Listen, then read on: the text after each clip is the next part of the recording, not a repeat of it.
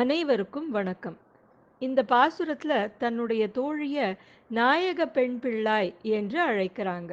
தலை சிறந்தவளே, சிறந்த எடுத்துக்காட்டாக விளங்கும் நீயே பேயுறக்கம் கொள்ளலாமா?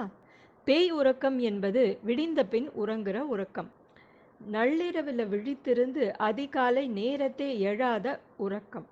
கெஞ்சியும் கொஞ்சியும் தோழிய ஆண்டாள் எழுப்புறாங்க. பிரகாசமான முகத்தை உடையவளே, நீ உதாரணமாக திகழ வேண்டியவள். நீயே பேயுறக்கம் உறங்கலாமா என்கிறாள்.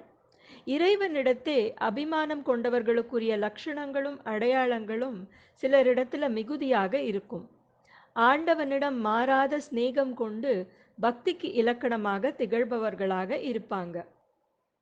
இன்னும் முயன்றால் இந்த பந்த பாச மயக்கத்திலிருந்து எழுந்துடுவாங்க. சில சமயத்துல ஏனோ அப்படிப்பட்டவங்களை கூட பேய் உறக்கம் ஆட்கொள்ளுது. வலியன் குருவிகள் கீசு கீசென்று இனிய ஒலி எழுப்பி ஒன்றோடொன்று அளவலாவி நம்மை எழுப்ப முயலுது. இடைக்குல பெண்களும் மங்கள நான் ஒலி எழுப்ப மத்து கொண்டு தயிர கடையறாங்க. பாலை பதமா தயிராக்கி அதனை கடைந்து வெண்ணெய் திரண்ட பின்னால மீதம் இருப்பது மோர். மோர் என்பதே பரமாத்ம நிலையை குறிக்குது. அதுவே இறுதி நிலை. இன்னொன்றாக மாற்றமடையாத பிறவியற்ற உயர்ந்த நிலை. அதனை உணர்த்தும்படி மங்கள ஒலி எழுப்பி உறங்கும் ஜீவனை எழுப்புகின்றனர் என்ற பொருளிலும் உணரலாம். கேசவா நாராயணா என்று நாங்கள் பாடுகிறோமே, கேட்டு நீ உறங்கலாமா? எழுந்திரு, உன் கூட்டுக்கதவை திற என்று நம்மை எழுப்புகிறார். பாசுரம் சொல்லி நிறைவு செய்வோம். ஆண்டாள் திருவடி சரணம்.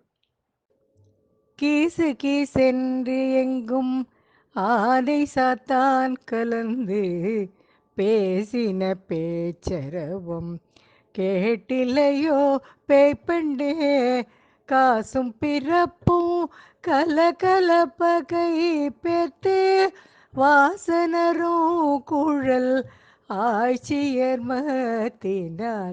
ஓசைப்படுத்த தைரரவம் கேட்டிலையோ நாயக பெண் பிள்ளாய் நாராயணமூர்த்தி